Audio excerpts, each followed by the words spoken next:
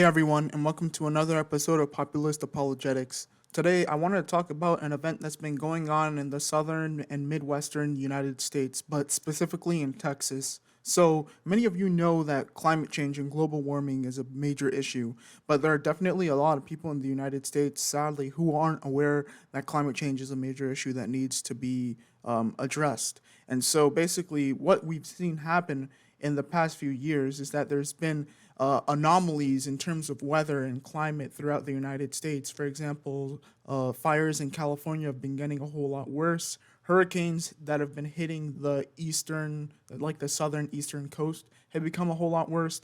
And the winters in the Northeast have also become a whole lot worse. But what's happened recently in Texas is just something that's completely out of this world. So, Texas is known to be a state that's typically pretty warm, pretty humid. They don't see a lot of snow, if at all any snow, in a given year. But recently, they were met with several inches of snow in the past few days.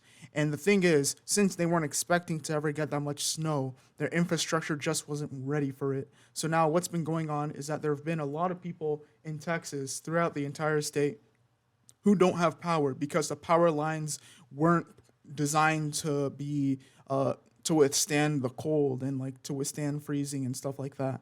And basically, their entire energy grid is just down, which is actually something interesting when you consider the fact that basically all of North America, so mainly the United States and Canada.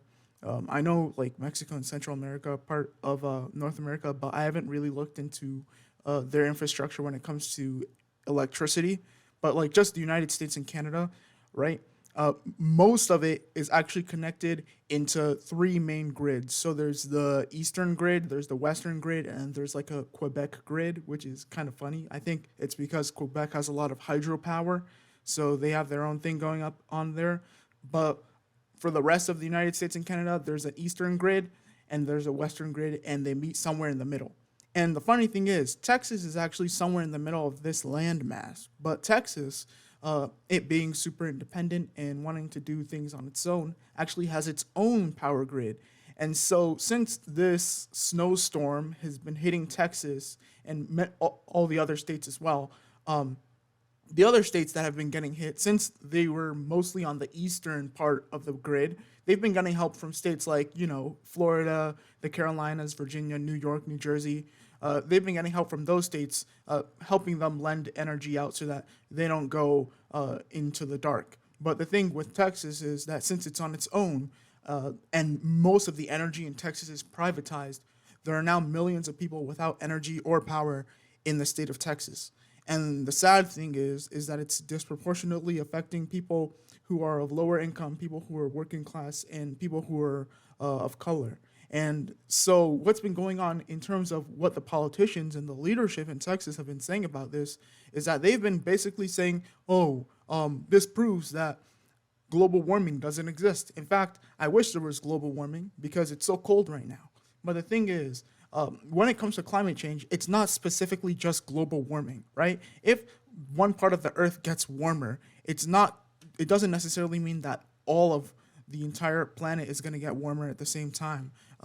Even though there's definitely a disproportionate amount of climate change going on, there's still the Earth system in play. And so, if places are getting warmer, say near the equator, for example, places north of there will have parts where they'll just see these anomalies in terms of cold weather. And so, that's basically what's been going down in Texas. And so, like I said before, there are many places in Texas that are without power and have been without power for several days now. And it's just getting really sad. In fact, there have been several stories already of people who decided to turn on their car in the garage in hopes of the car heating up the garage. And then there are people just staying in the garage to try to keep warmth, because if you can get gas, you can turn on your car and then your car can heat up a room. But the thing is, they're not factoring in the carbon monoxide poisoning that comes from the fumes from the cars. So now there have been many people who have been hospitalized, and there are many people who have died of trying to just find ways to keep themselves warm. And that even that kind of harkens back to the issue that we have with climate change and global warming, where we see these fossil fuel cars basically killing people because of the toxins that they release. And so it's just really tragic that's what's been going down. And the leadership in Texas just doesn't seem to care. In fact, I think I read somewhere that the whole state, what they were going to plan on doing was they were going to basically share the electricity from county to county. So, say in, I don't really know the geography that much, but say in the morning, Houston might have power, and then in the afternoon, Dallas might have power, and then at night, Austin might have power, or something like that.